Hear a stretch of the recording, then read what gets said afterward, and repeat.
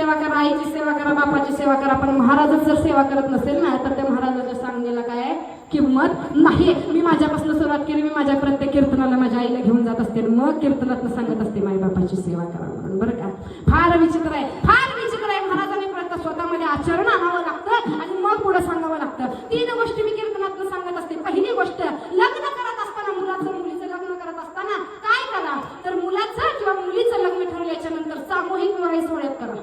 पहिला काय करा, सामूहिक विवाह सोहळ्यात करा. खर्चही वाचतो आणि सगळ्यांचा आशीर्वादही मिळतो. दुसरी गोष्ट, लग्न अशा ठिकाणी करा जिथं धर्माचं कार्य चालू आहे. आणि तिसरी गोष्ट, लग्न सप्त्यात करा. कुठं करा, सप्त्यात करा. काय लागतो, मंडप फुकटचा, मंडप फुकटचा, मंगलाष्टिकेला माईक फुकटचा. आमचे वारकरी कशात कमी नाहीत. 8 वारकरी झाले तर 8 मंगलाष्टिका म्हणतात. आणि त्यातले तर ब्राह्मण कोण तर असू द्या वारकरी, लग्नही लावतो आणि ते जाऊ द्या फुकट. काल्याच्या दिवशी कीर्तन करा, काला होतं आणि पंगत सुद्धा फुकट होते. एवढंच नाही, कीर्तनाची पत्रिका छापली ना, सप्त्याची कॉन्ट्रॅक्ट टाकायचं, यांचा शुभ विवाह. प्रत्येकाच्या दाराला जाऊन पत्रिका द्यायची गरज.